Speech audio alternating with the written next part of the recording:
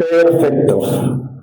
Les pido por favor que abran sus Biblias en el Antiguo Testamento, el libro de Éxodo, el capítulo 12 del libro de Éxodo. Todavía estamos ahí.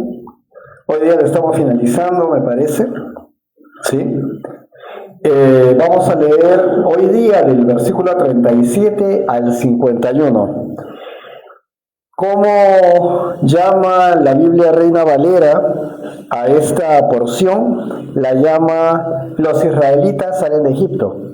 ¿Cómo le he llamado yo? Con más ganas creo, Israel abandona Egipto. O sea, ya llega un momento en que ellos no han estado sufriendo las plagas, pero han estado viendo a la gente con la que, si bien es cierto, son gentiles para ellos, o sea, ellos no se mezclan con los egipcios, pero no me van a decir que después de 430 años conviviendo ellos en el Valle de Gosén, ahí en Egipto no ha habido pues algún tipo de amistad, de vínculo desarrollado con ellos. Ver que ellos sufrían todas las plagas, ver la dureza del faraón que los había oprimido a ellos y ahora Dios mostrando pueblo es su pueblo y que Él es Dios, seguía hasta el final mostrando todo su poder a Egipto. Entonces Israel va a abandonar Egipto. Hemos visto algunos de ellos, ¿no? Hay momentos en la vida que jamás vamos a olvidar. Uno puede ser nuestro matrimonio, puede ser el nacimiento de un hijo, el día de nuestra conversión. ¿Quién la recuerda? Bueno, algunos la recuerdan. La respuesta a una oración largamente esperada, que de pronto guardas en tu memoria y dices, sí, yo sé que el Señor me escuchó y me respondió. Para Israel, esa fue la noche que iba a ser después ya inolvidable, y la mencionamos acá como el Pesaj, ¿no? El día de la salida, después de más de 4 siglos de esclavitud, de soportar la dureza del faraón, como estuve diciendo hace unos momentos, de contemplar el poder de Dios en las 10 plagas, llega finalmente la noche en que Dios cumplió su promesa. Pero esta historia no termina con un éxodo, con esta palabra que significa salida, bien, sino en realidad comienza un nuevo caminar. Esta salida es dejar el mundo atrás. ¿Recuerdan la canción, este himno? He decidido seguir a Cristo. Y como viene el coro, el mundo atrás, el mundo, ¿no? Viene diciendo esto. Bueno, es lo que estaba pasando por primera vez en la historia de este pueblo, que en ese momento ya tendría unos 2 millones y tantos de personas que descendían de las 12 tribus de Israel. Entonces, Dios cumplió su promesa esa noche. Pero esta historia entonces no termina con esta salida. En realidad comienza con un nuevo caminar, con un solo objetivo, y es una vida nueva a los pies del Señor. Ojalá hubiera sido así. ¡Salud! ¡Salud! Creo que todos estamos entrando al mismo club esta temporada. Muy bien. El clima. ¿Cómo habrá sido el clima cuando este pueblo sale de Egipto? Lo cierto es que es una vida nueva a los pies del Señor, y como decía, ojalá hubiera sido así. Pero es el corazón humano el que se vuelve en contra del Señor a pesar de todos los beneficios. Bueno, eso mismo ocurre con nosotros, ¿no? El día que recibiste al Señor Jesús en tu vida como tu Salvador, arrepentida de tus pecados delante de Él, no fue el final de tu camino. No fue, ya no estoy condenado y de pronto aparecen los créditos de la película. La música, termina la película. No, empezó la película con tu aceptación del Señor Jesús en tu vida. Ahí empezó tu película, para la vida nueva y para la gloria de Dios. Fue el comienzo de una nueva vida, como una nueva criatura a la que el Señor Jesús empezó a guiar a través del Espíritu Santo en ti. Una aventura tremenda para la eternidad. Así que tengan esa idea muy clara. La semana pasada hemos visto que Dios cumplió exactamente su palabra, tal cual había dicho todo, hasta lo de las joyas, que de pronto los egipcios comienzan a darles ropa, joyas. Todo eso había anunciado Dios desde los tiempos de Jacob, los tiempos de Abraham. Así que están ocurriendo todas esas cosas. También vemos cómo Dios hasta el final distinguió el juicio que estaba ejerciendo sobre Egipto, protegiendo al mismo tiempo a su pueblo Israel. Y hemos visto que la sangre del cordero en los dinteles de cada puerta protegió a quienes creyeron. O sea, el que no lo pintó, seguramente también sufrió la pérdida, no digo seguramente, sufrió la pérdida del primogénito. También hemos visto que el faraón finalmente dejó salir al pueblo.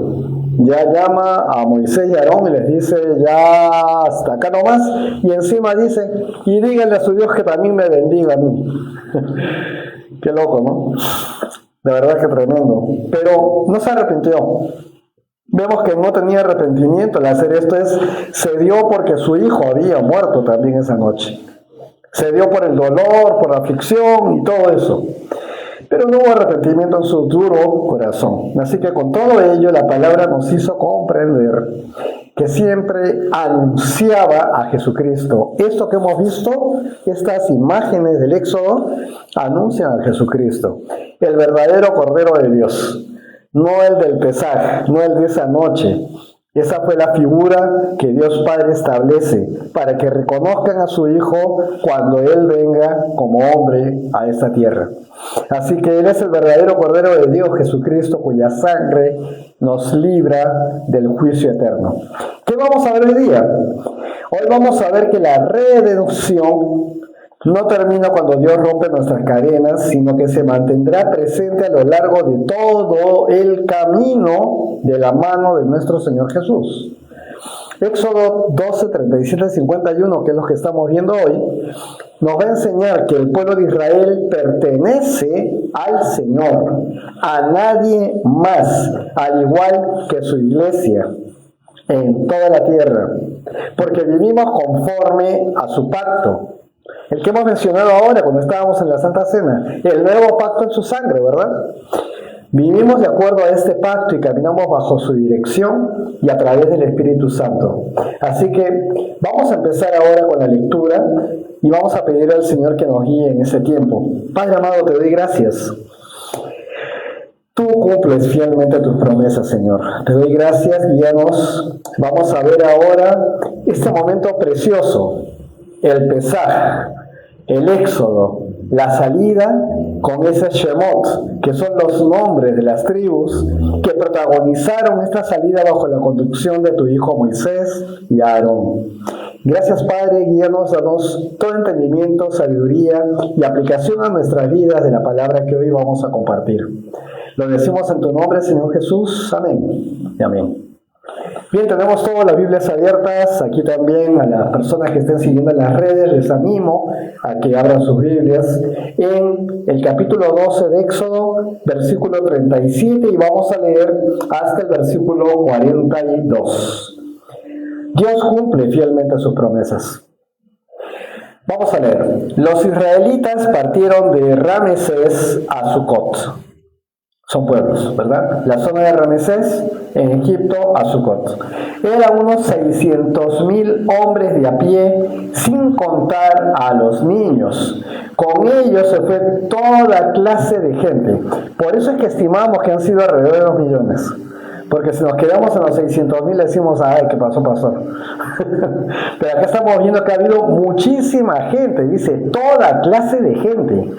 Se asume que muchos egipcios también salieron con el grupo de Israel, no solamente los hebreos. Así que con ellos se fue toda clase de gente, dice el versículo 38, y ovejas y muchísimo ganado. 39. Como no habían tenido tiempo ni para prepararse comida cuando los egipcios los echaron fuera de Egipto. ¿Cómo me encantaría que a mí me echaran así, ¿no? Lleno de joyas, de oro, de ropa. Así me echan, ¿no? Así que, bueno, uy, se fue. No sé qué pasó con las imágenes ahí. Ok, ya, no puedo ya. Sigamos adelante, tenemos la Biblia en la mano.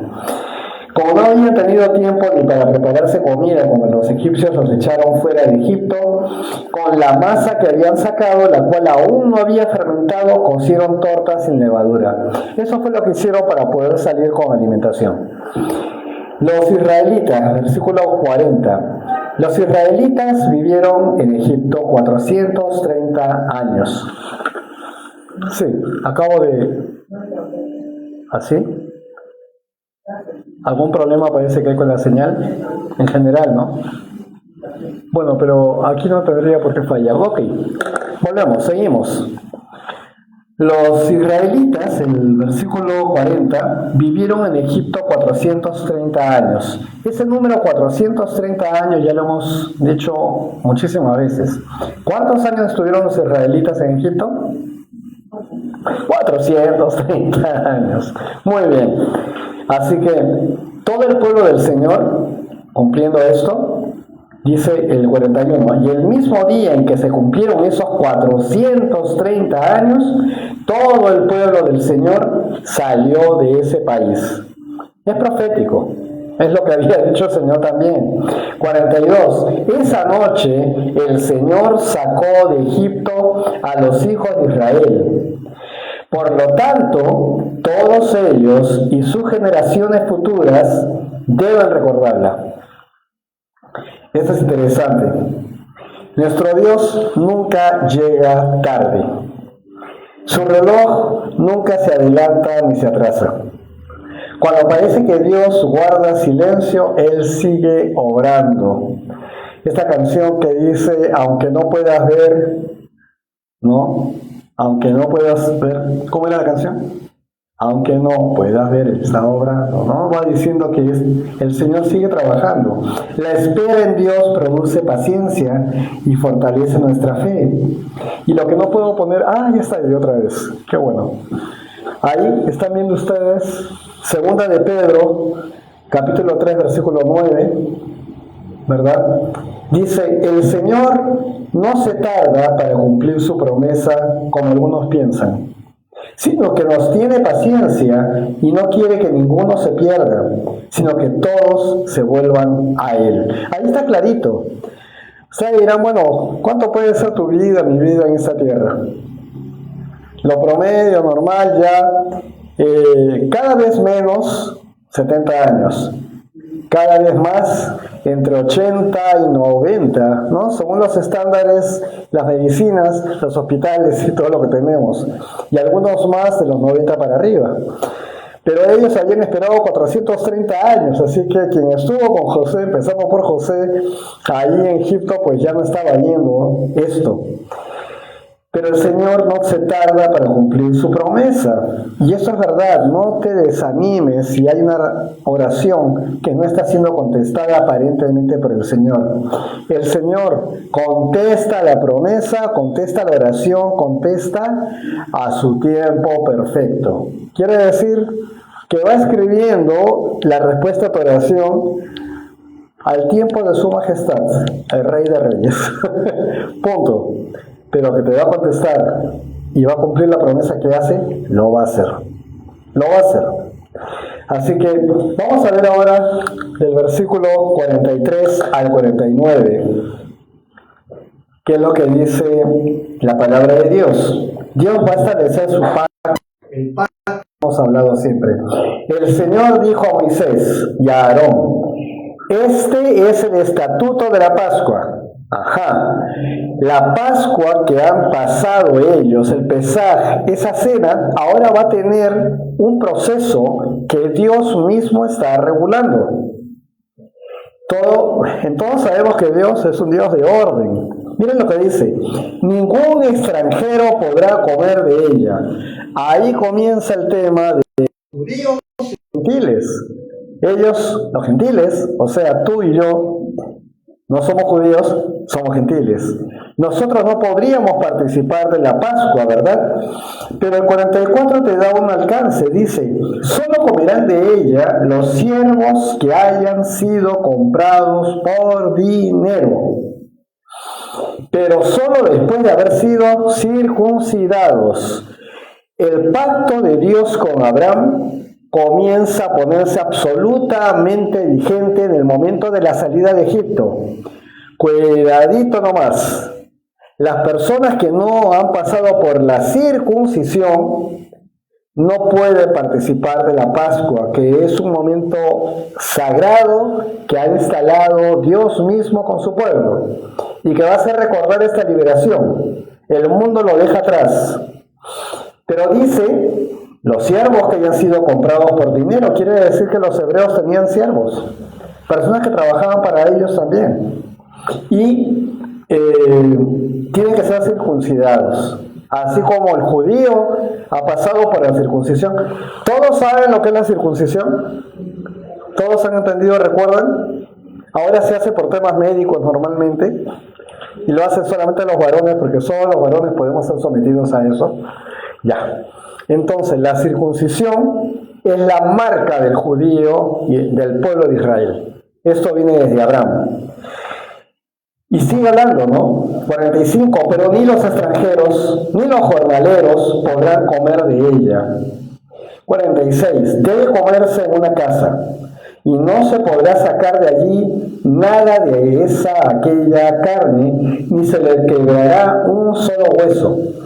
Otra profecía que se cumple. El cuerpo de Jesús no fue tirado a un... ¿cómo se llaman estos lugares donde tiran a los cuerpos nada más? Fosas comunes. Y los huesos de Jesús no fueron quebrados tampoco.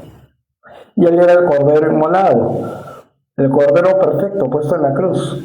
Esta profecía, que tiene la imagen del cordero que se come y no se le quiebra ningún hueso al momento de cocinarlo, de comerlo, es la misma de Jesús. Lo menciona tal cual. Así que así debe hacerlo toda la comunidad de Israel, dice el versículo 47. 48. Pero si algún extranjero vive contigo y quiere celebrar la Pascua en honor del Señor, todos sus hombres deberán ser circuncidados primero. Nuevamente, ¿estamos siendo excluidos los gentiles, varones, los gentiles de esta ceremonia? A ver, si alguien me mira, ¿puede contestarme? Todos están mirando sus Biblias. Está bien que la miren, ¿eh? Pero, ¿están siendo excluidos los gentiles de la Pascua? Sí y no, ¿verdad? Porque si de pronto pasan la circuncisión, pueden participar, porque al momento de pasar la circuncisión, ellos, ¿qué están aceptando entonces ser a partir de ese momento? Hebreos, en ese caso, hebreos, judíos, pasan a ser parte del pueblo. Interesante. Para el tema de la Pascua. No estamos hablando de que se case un egipcio redimido con una hebrea, eso no. Pero sí estamos hablando que participan de la fiesta de la Pascua, del momento de la Pascua. Vamos así poco a poco, y dice, primero deben ser circuncidados, y entonces podrán celebrarla, pues será como un israelita más. Pero ningún incircunciso, o sea, el que no pasó por la circuncisión, podrá comer de ella. Esta misma ley se aplicará a los israelitas por nacimiento, los que vengan, y a los extranjeros que vivan entre ustedes. Ya está. Dios va a establecer entonces que va a establecer quién puede participar de la Pascua, y no era un privilegio basado en la nacionalidad. Claro, el pueblo de Israel, el pueblo de Dios, pero era una relación basada en ¿qué? En el sujetarse al pacto con Dios, que es el pacto de Dios, no es nuestro pacto, Él es el que hace el pacto con los hombres. Hay una canción muy bonita que siempre se canta, que no sé si los de mi generación quizás recuerdan a un cantante popular argentino que se llamaba Rabito. Le decían Rabito, sí, ya algunas cabecitas se mueven por ahí. Rabito. Pero ¿qué pasa? Que cayó a los pies del Señor, se volvió cristiano. Y tiene una canción que dice un pacto con Dios. Y ese pacto con Dios se aplica a los matrimonios. Pero la canción habla del pacto que hacemos con Dios. Y ahí Rabito se equivocó. De cabo a rabo. Porque nosotros no hacemos pactos con Dios. Él es el que hace el pacto con el hombre. Téngalo bien claro. Por eso cuando decimos, yo declaro, ¿qué? ¿Cómo vas a hacer eso? ¿Tú tienes acaso la voluntad de Dios en ti para declarar y lo pones a Él a disposición para que cumpla Él sus promesas, las que yo digo que Él va a cumplir? ¿De qué estás hablando? El hombre está sujeto a Dios. Él es el que hace el pacto con el hombre. Y lo hemos visto aquí y lo hemos visto en la Santa Cena. Este es el pacto, el nuevo pacto en mi sangre. ¿Quién lo está haciendo? ¿Judas, Pedro, Juan? No, Cristo mismo. Así es. Y otras iglesias más. Pero creo que tienen que hacer un estudio más intenso de la palabra. Nunca vas a encontrar que un hombre está haciendo pacto con Dios. Es Dios el que hace los pactos. Es Dios de pactos. Hay una canción que también se llama así, Dios de pactos. Pero las iglesias a veces se van por las emociones. Y cuando el hombre que está delante de ustedes, en este caso soy yo, pero cualquiera de los que están en las iglesias, delante de la congregación, comienza a decir, yo declaro, tengan cuidado, está mal. No puede declararse nada. Puedes decir que los cielos declaran la gloria de Dios. Ya, eso dice un salmo. O de pronto yo declaro que Él es mi Señor, que Él es mi Salvador, porque yo lo he recibido en mi vida. Y estoy hablando algo así, pero yo declaro que mi hermana va a ser sanada, porque Dios, a través de sus heridas, todos fuimos sanados. Estamos haciendo una aberración de la palabra de Dios. No es así. ¿Ok? Tengan eso claro. Entonces, incluso el extranjero podía participar si abrazaba ese pacto de Dios. Bien, desde el Antiguo Testamento estamos viendo entonces que el propósito de Dios nunca fue limitar su gracia a un solo pueblo. A través del Antiguo Testamento vamos a ver personajes asirios, personajes de otros lugares que de pronto conocen al Señor. La historia de Jonás, que lo hemos estudiado aquí al inicio de estos miércoles, cuando estábamos empezando en el año 24, hablaba de una barca grande, de un barco donde estaba Jonás durmiendo, la tempestad y toda esa escena. Todos los que estaban, los marineros y todos estaban, cada uno orando a sus dioses, o rezando a sus dioses, haciendo sus cuestiones, y la tormenta se ponía cada vez peor. El capitán va y saca, y le llama holgazán, perezoso, a Jonás, que estaba seco, a pesar de toda la tormenta, estaba dormido. Pero cuando sale, echan suerte ellos, y Dios utiliza todo, y en las suertes sale que el culpable de todo eso era Jonás. O sea, Jonás no podía librarse del Señor. Era un profeta de Dios escapando del Señor. ¿Qué pasó con todos los que estaban ahí? Cuando él dijo, yo soy el culpable y tienen que echarme al mar para que todo esto cese, si no, esto va a terminar muy mal. Ellos no querían porque estaban empezando a ver que este hombre, para que Dios esté haciendo todo eso por ese hombre, debe ser un Dios todopoderoso. ¿Y qué fue lo que pasó? Terminó diciéndoles, tienen que echarme al mar. La cosa estaba terrible. No lo echaban al mar a Jonás y la cosa se ponía peor. Lo lanzan al mar y todo se calma inmediatamente. ¿Y qué es lo que hacen? Eliana se acuerda, estoy seguro. ¿Qué es lo que hacen los marineros en ese momento cuando todo se queda calmado? Adoran a nuestro Señor.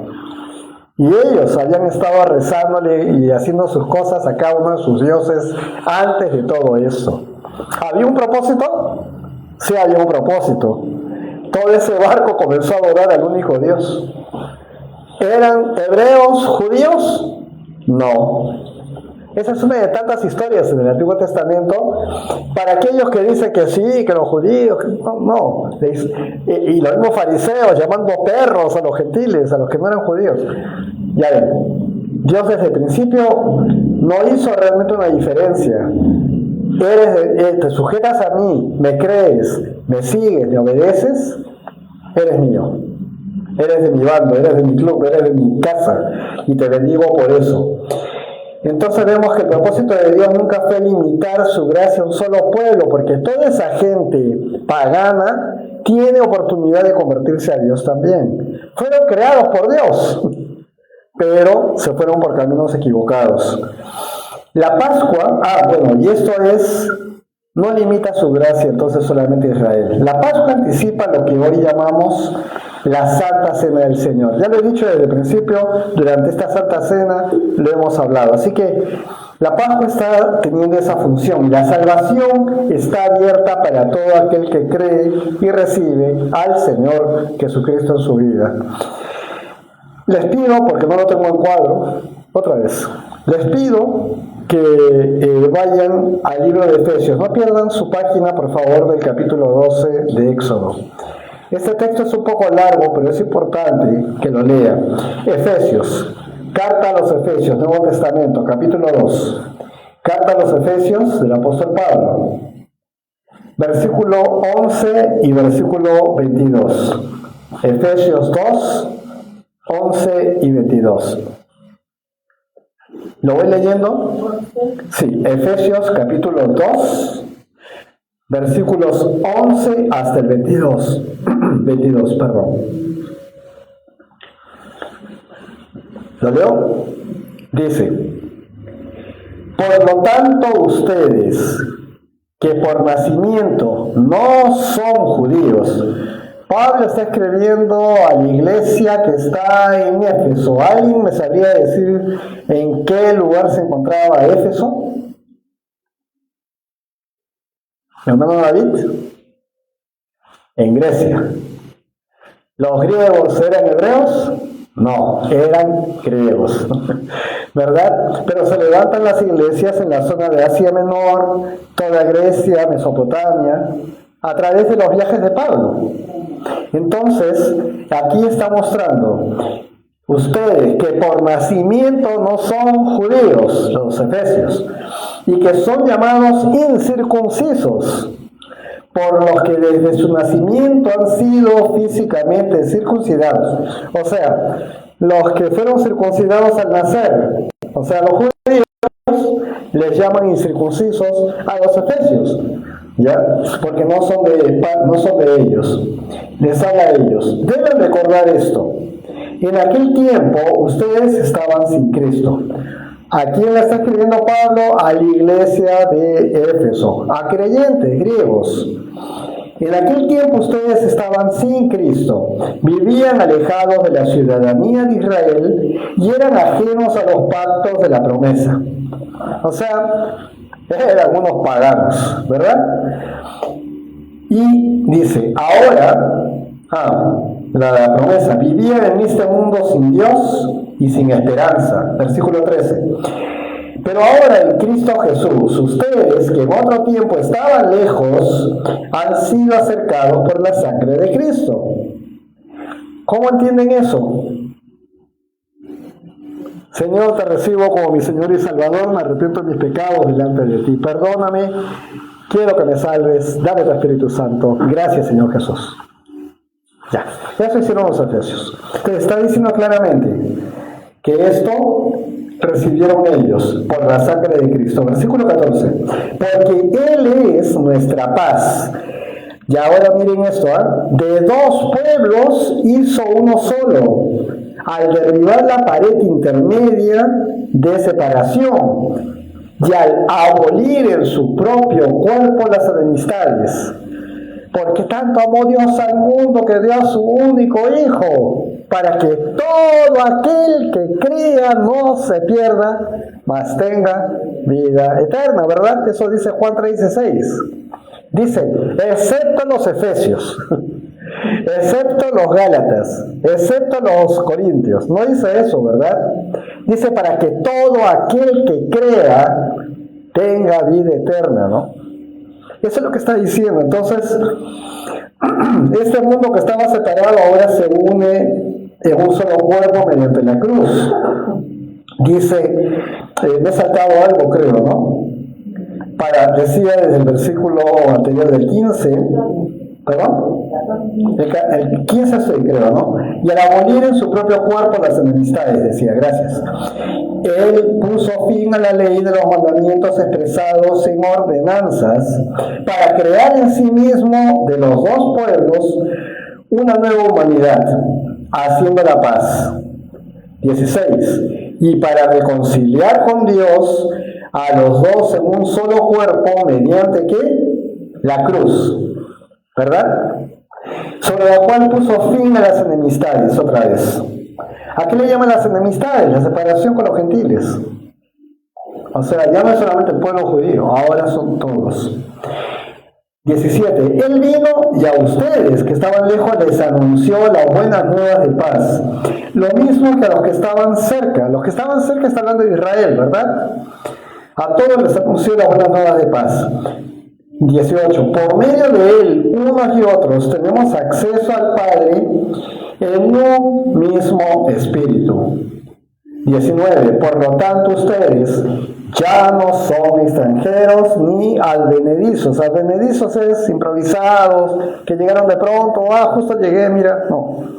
Ya no son extranjeros ni advenedizos, sino conciudadanos de los santos y miembros de la familia de Dios. Qué linda manera de Pablo de decirles: no se sientan ustedes diferentes a los creyentes de Israel. Eso es lo que le está diciendo. Esos que vienen, ustedes no están circuncidados. Eso no tiene que ver cuando caes a los pies de Cristo. No tiene que ver, en absoluto. Ya esa parte ya no funciona así. Crees en el Señor Jesús, Él es el que te hace parte de su familia, tan igual como el creyente circuncidado que el judío. Exactamente lo mismo. Y dice, 20, y están edificados sobre el fundamento de los apóstoles y profetas, cuya principal piedra angular es Jesucristo mismo. En Cristo todo el edificio, bien coordinado, va creciendo para llegar a ser un templo santo en el Señor. En Cristo también ustedes son edificados en unión con Él, para que allí habite Dios en el Espíritu.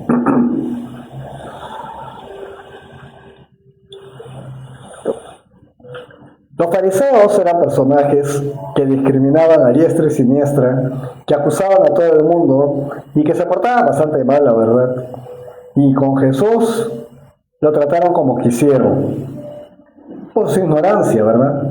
Pero quien está escribiendo esto, él mismo, en una de sus cartas se menciona: voy a hablar un poco como hombre, en la carne.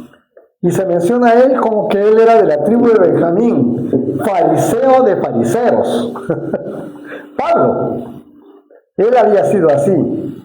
Ahora él mismo, transformado por la gracia de Dios, está hablando de que lo que eran dos mundos ahora es uno solo y son la familia de Dios, porque todos han creído en Jesucristo, lo han recibido como Señor y Salvador. ¿Se entiende? Ese es digamos, el sentido de todo.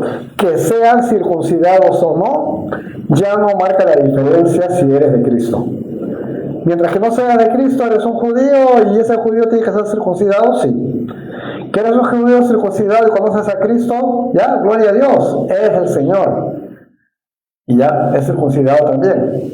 Pero el que viene, el chosicano, el liqueño, el chino, el africano, no tiene que pasar por eso.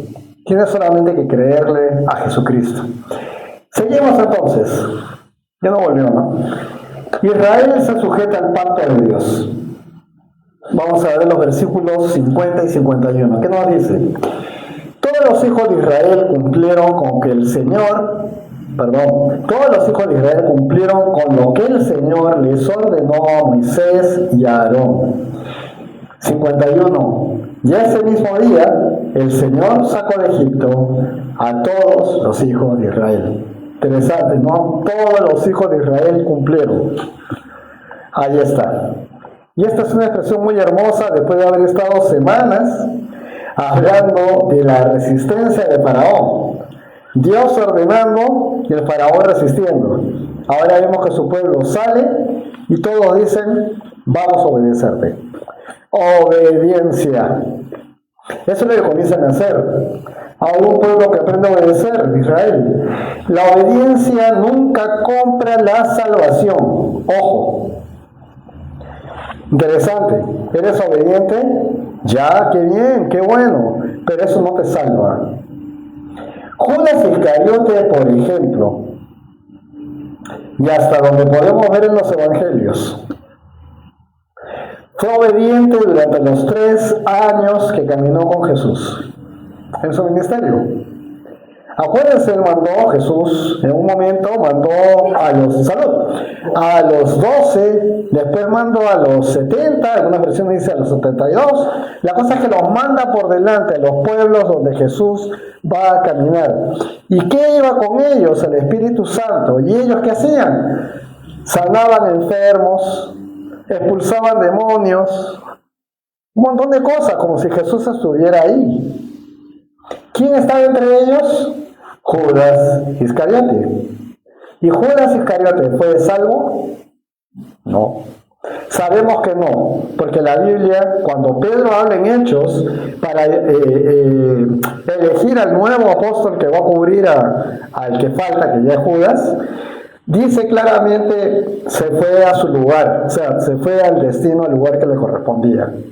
O sea, dice claramente, y creo que es la única persona de que claramente se dice que se fue al infierno. O sea, está destinado para el infierno. Entonces, la obediencia, Judas fue obediente, hasta ese momento lo era, pero eso no lo salvó. Pero la obediencia a la palabra siempre acompaña a quien ha sido salvado. Esa es otra cosa. Si tienes salvación, si has recibido al Señor Jesús en tu vida, en tu corazón, si has sido salvo por la gracia de Dios porque le has creído y le sigues, eres obediente. Claro, caminas en obediencia. Pero si no has hecho nada de lo anterior y sigues al Maestro y le obedeces todo lo que dice, ¿eres salvo? Esos suelen ser los cristianos, entre comillas, que se les llama de asiento. O sea que por religiosidad podrían estar viniendo a la iglesia siempre, los domingos, ¿no? Pero aquí nunca llegó nada. No hubo una verdadera relación de recibir al Señor Jesús en sus vidas. Entonces, el creyente no obedece para ser aceptado. Obedece porque ya fue aceptado por la gracia de Dios. ¿Entienden? Si el Señor ya me hizo suyo, yo le he creído y he caído a sus pies y soy de Él, soy obediente a Él, le sigo, hago lo que Él me dice que haga, porque Él sabe lo que yo necesito, ya conoce mis caminos y me lleva por ellos. Así que, ya para terminar, nada, ¿no? Ok. Quizás hoy alguien siente que todavía vive en Egipto, acá no creo, ¿eh? Que todavía está en el mundo, quiere decir. No hablamos de un lugar, sino hablamos de esclavitud. Que guardamos una culpa en secreto. Todavía, a pesar de que el Señor ya nos perdonó, seguimos teniendo culpas. Un pecado que de pronto resulta ser persistente. O sea, continúo a pesar de que soy un hijo, una hija de Dios, y continúo pecando en esto. Señor, ¿cómo? Te pido, ayúdame con esto. Un temor. Resintiendo una herida antigua, algo que te marcó y a pesar que ya creíste que ya lo habías entregado, pero cuando ves a la persona, el daño que me hizo. Entonces quizás todavía estás en Egipto. Si es así, mira y escucha bien. El mismo Dios que abrió las puertas de Egipto sigue teniendo poder, ¿para qué? Para libertarte. Es el mismo Señor al que vamos a ver que acompaña a su pueblo por el desierto con una nube encima durante el día y poniendo una enorme hoguera de fuego que venía del cielo para calentarlos en la noche del desierto. Es el mismo Señor, no es diferente. El mismo Señor Jesucristo que derramó su sangre preciosa por ti sigue llamando a hombres y mujeres a salir de la esclavitud del pecado. Esta es la figura del pueblo de Israel saliendo del mundo. Si bien es cierto, ellos mantuvieron sus tradiciones, sus costumbres y todo lo que tenían, acuérdense, todavía no tenían la ley. Tenían los mandamientos, digamos, dados a Abraham, continuados por Isaac, continuados de alguna manera por Jacob, pero no tenían los 10 mandamientos todavía. Entonces eran separados del pueblo de Egipto como pueblo de Israel. Eran circuncidados, porque eso sí vino desde Abraham. Pero salen de la esclavitud para empezar una nueva vida con Dios. Tal vez otros ya salieron de Egipto aquí, digo. Y quizás lo hicieron hace muchos años, pero quizás hoy también necesitan recordar que la vida cristiana no consiste solo en haber sido liberados, sino en seguir caminando diariamente bajo la dirección de Dios. ¿Y qué significa eso? Todos los días, sí, y abro mi palabra y la leo y la reflexiono y la entiendo y le doy gracias a Dios en oración. Y si abro la palabra y no tengo ganas de abrirla, pero abro la palabra, no seas religioso o religiosa. Pídele al Señor que te dé ese fuego, que abra tu entendimiento. Hazlo. ¿Cuántas veces estamos nosotros en un desierto complicado que no nos permite siquiera tener el ánimo? O te sientas a comer y ya estás por la mitad de la comida hablando del problema y así de pronto ya. Perdón, Señor, gracias por los alimentos que estás dando de comer, la provisión, gracias, Señor, perdóname. Y ahí te das cuenta, no es solamente el hecho que le estás agradeciendo, es el hecho que te das cuenta que lo has perdido de vista. Eso es, mantén tu relación con Dios. Como cristianos, es bueno. ¿Qué cosa hablas? ¿Cómo lo hablas? ¿Qué palabrotas te salen cuando se te sale el ánimo? ¿Sabes qué? De la abundancia del corazón habla la boca. Eso dice la palabra. Llénate de cosas sabias, llénate de la palabra de Dios. Y eso se va a ir yendo, poco a poco. Quien les habla no es ningún santo. Y yo también, alguna vez les dije, yo era, en cuanto a contar chistes, era un campeón. Y como soy histriónico, la gente realmente se reía conmigo.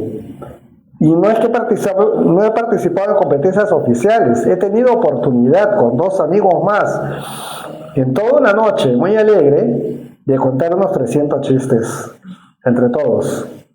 La gente ya no podía dejar de reírse más. Yo era uno de esos, de los que contaba eso. Y parte de aquellos chistes y bromas tenían que ver con Dios. Así que, y muchos eran poco picantes. O sea, ese he sido yo también. Entonces, ¿qué pasa ahora cuando alguien pasa y de pronto suelta palabrotas a mi lado? Sí, me resiente. Pero no me siento ofendido, sino que ya no es parte de mi realidad. Estoy con la palabra de Dios adentro y digo, wow. Y mejor que diga en ese momento, casi, así era yo también. Mejor eso, a que lo juzgues. Pero puede ser limpiado, porque de la abundancia del corazón habla la boca, dice el Señor. Así que eso, Isaías, teniendo la visión de Dios sentado en su trono, viendo todo esto, y dijo, estoy muerto porque soy de labios impuros. ¿Qué cosa quiere decir labios impuros? Eso, hablar grosería y media. No hablo con limpieza, ¿no? También podría ser, pero más se va a que, porque viene un querubín con una pinza y con un carbón caliente tomado del altar del Señor y le toca la boca. Dice, ha sido limpiado. Bueno, no hemos tenido que pasar eso, nosotros hemos sido limpiados con la sangre de Cristo. Pero eso dice Isaías, preocupado porque sabía que su boca era una boca sucia. Así que el Señor la pone bien clarita, ¿ya? Ahora, la aplicación, tenemos acá 4 aplicaciones en forma de preguntas, ¿ok? Una pregunta es, ¿estoy confiando en que Dios cumplirá sus promesas aun cuando la respuesta parece tardar? ¿Tengo confianza en que Dios va a cumplir sus promesas conmigo? ¿Qué promesas te ha hecho Dios? No lo que tú le has pedido, ojo, no estoy hablando de eso. Es lo que Él te ha prometido a ti. Te ha prometido que si crees en su Hijo Jesús, si confesamos con la boca que Jesús es el Señor, si realmente lo hemos hecho, tengo vida eterna, pero sigo siendo un imperfecto.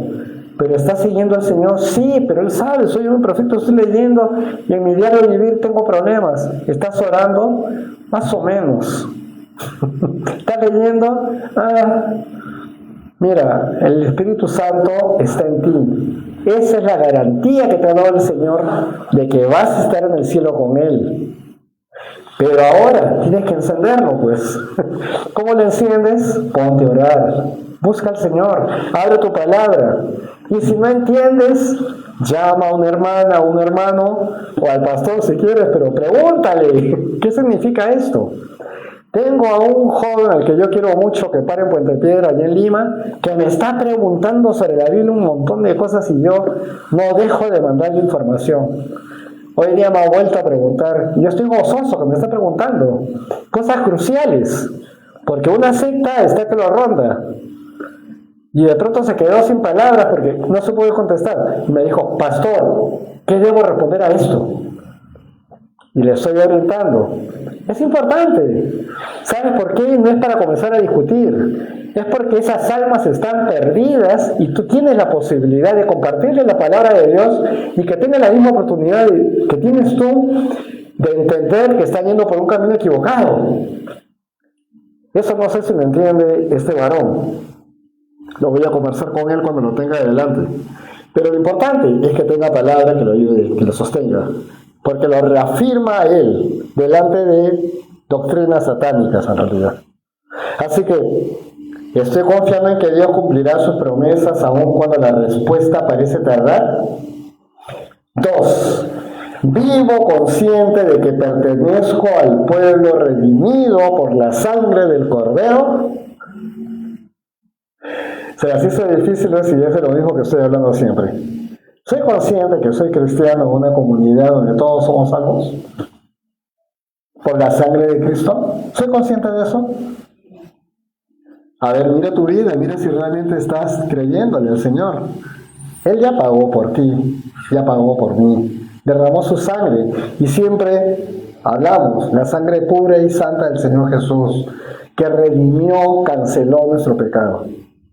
Por eso se derramó. Debes pensar, si no estás claro todavía o claro en esto, revísalo y estamos para servirte y poder hablar. 3. ¿Mi obediencia nace del amor y la gratitud? ¿O intento ganar el favor de Dios por mis obras? ¡Qué buena gente soy!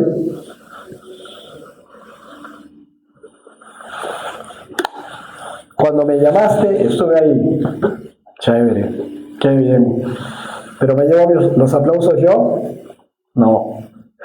Gracias a Dios que Él ha permitido que yo esté ahí para poderte compartir de lo que Él me da a mí. Él es, no soy yo.